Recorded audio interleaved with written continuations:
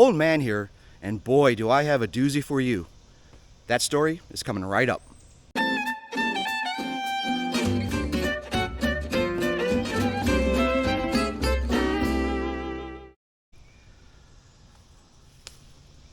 We have a classic barber chair here going on, and this is a poplar tree, and boy does it look nasty. Check it out. So over the last couple of weeks or so, my neighbor in my neighborhood had 2 poplar trees just tip over and split, and this is the result of one of them here. You can see that it's starting to rot out in the bottom here, and it just split. Now normally it would have fell, however, we have another situation. Check it out.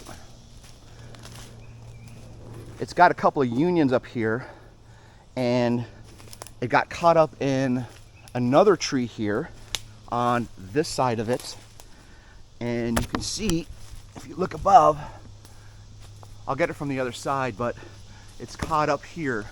Actually, let's just go over here.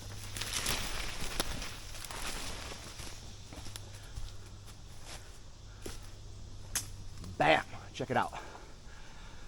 So it is hung up right on this tree, which is creating a tremendous amount of pressure and stress on the barber chair that's split over there. I'm probably 40 feet away from the end there, and what I don't want to do is start cutting that and then have the tree just go crazy and split. We don't know which direction that would go. There is a bit of a silver lining here.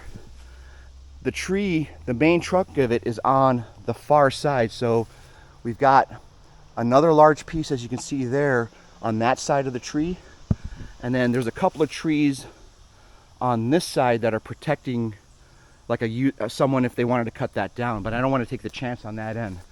So what we're going to do here is, I've got a pole saw. I'm going to climb up here. I was going to use my spikes and get up a little higher, but I've got enough of a pole saw where I'm going to cut this side of the tree of the union off to get the weight off of it here, and then I'm going to come back here from probably the downside and just weaken that one union, and then that should be enough to just have the whole thing drop. I won't be in any danger from this side because I'm far enough away from it, and that branch there is going to protect it from coming back this way, unless for some reason it just shatters and splits. But I don't think that's going to happen.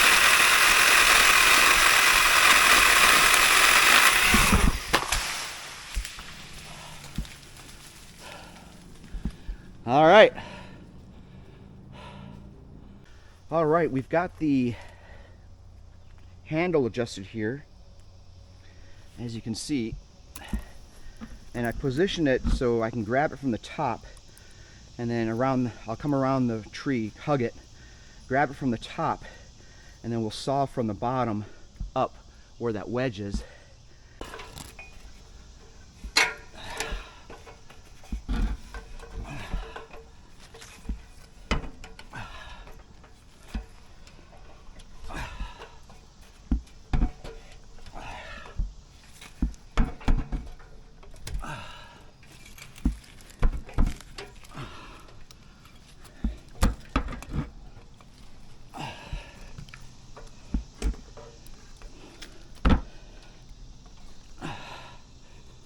There we go.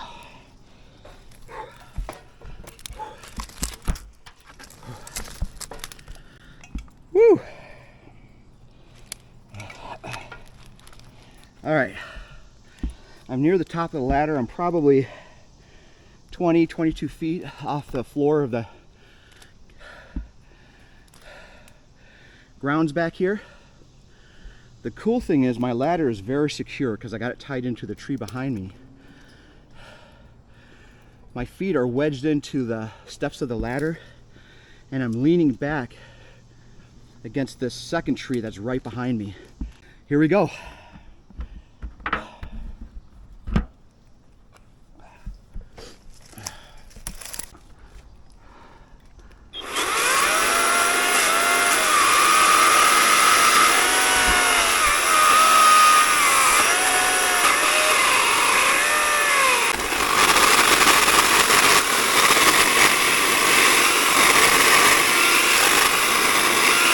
I climbed up the ladder here on this tree and hooked up a line, and I've got it hooked to the come along at the base of this tree over here. What we're going to try to do is crank on it and hopefully get it to start coming to that side of the tree. You can see I've cut out the notch here, and hoping that'll collapse and allow it just to go that way and then fall. And that's the plan, at least. And this long branch here is cracked. You can see it snapped off on top there. It's cracked just underneath where my rope is. And we're just going to try to get this tree down.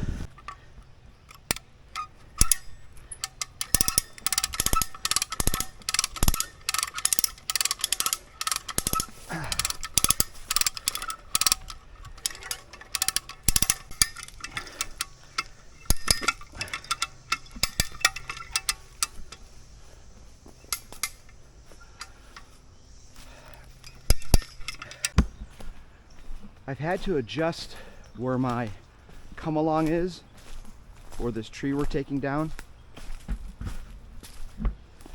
I had it anchored to this tree here and it wasn't working. So what I'm doing here is I hooked it up here, more of a straight shot back, to try to pull the whole tree back, and hopefully it'll collapse the wedge that I created on the remaining piece that's holding the tree up over there.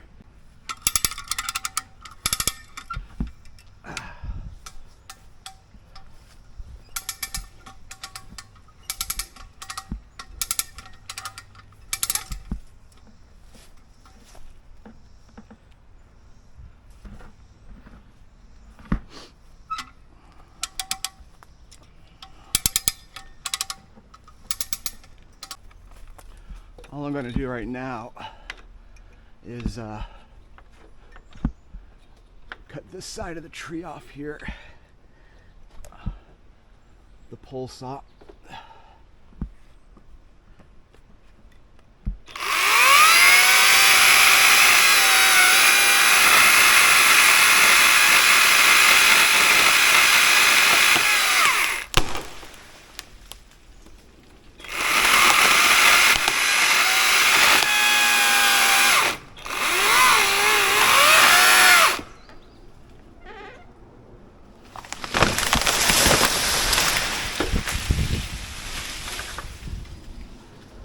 Well, that worked.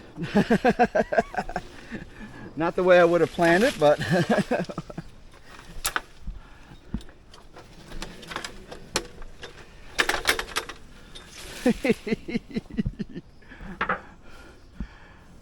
wow.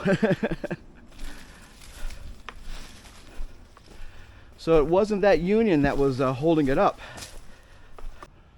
It was the secondary branch on the second tree that was wedged up here that helped hold it up. That's crazy. It looked dangerous, but I was really protected. You just saw the leaves kind of come at me here. Let me explain why. All of the branches were on that side, so even if it fell, these two trees were blocking anything from coming this way. The only thing I was going to get was the residual leaves and branches that were maybe would come through here, and that's exactly what happened. Pretty simple, actually. So that's a godsend. So now what I want to do is, we still have a barber chair situation over here. It did split a little more, which is good. Still a lot of tension right here, so what I don't want to do is cut that here because it could just still shatter. So what I'm going to do is I'm going to start trimming back and coming back this way and get these just a step drop, drop, drop. Eventually that's going to snap, I think. And then if it doesn't, well, I don't even know if it should snap actually once I get, start cutting up from the bottom here, and then it should give enough pressure to just hopefully keel that over. So this is where I was sawing up top and just trying to keep going through, and I was reaching all the way fully with the extension saw, and I had my arms fully extended. Got tired really quick, but boy, we got through halfway, which is great. And then here's the other part that snapped off right there. So it was a combination, the combination of the half split wood and then the tension going back there. And then once I got onto the second limb, it just boom, gave way and you saw it fall. So that's awesome.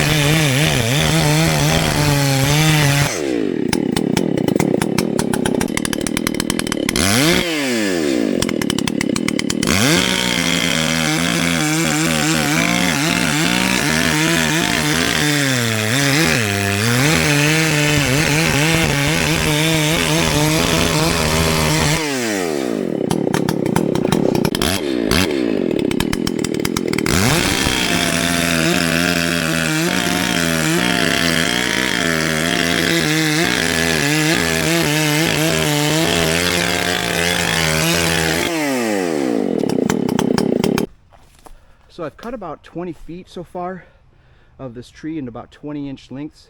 That's the length that my neighbor back there wants. So we're just going to leave them there. But we're at a point now where I still got the barber chair thing going on, or split over there, or whatever you call that. And I can't really put any more logs underneath to support where I'm cutting.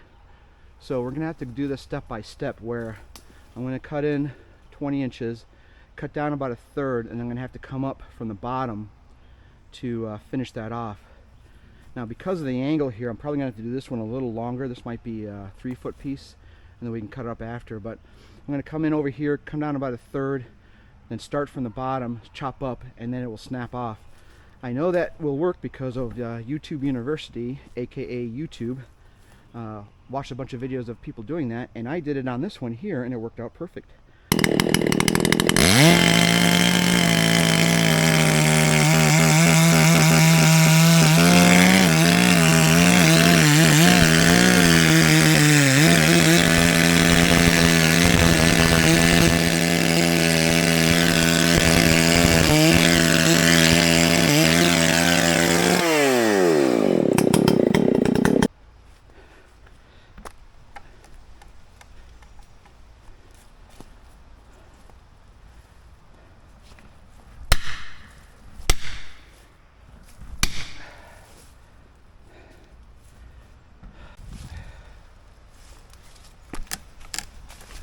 There you go.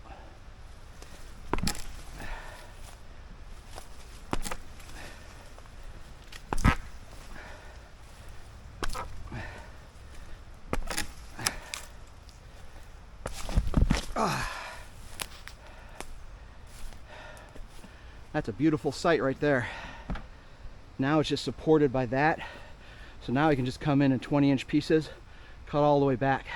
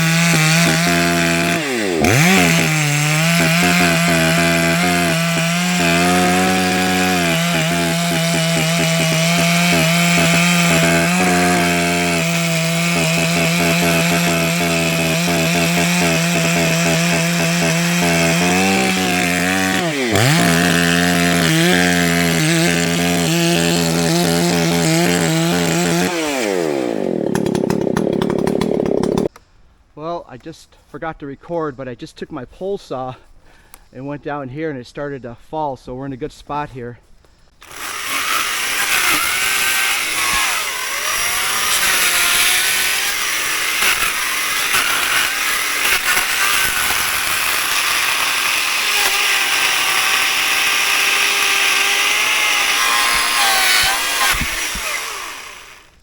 It's pinching, that's for sure.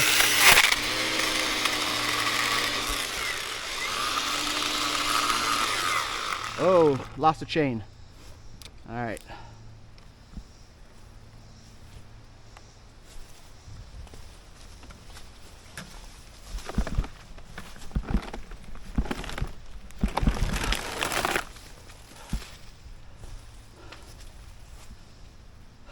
Half the battle. Just hanging on right there.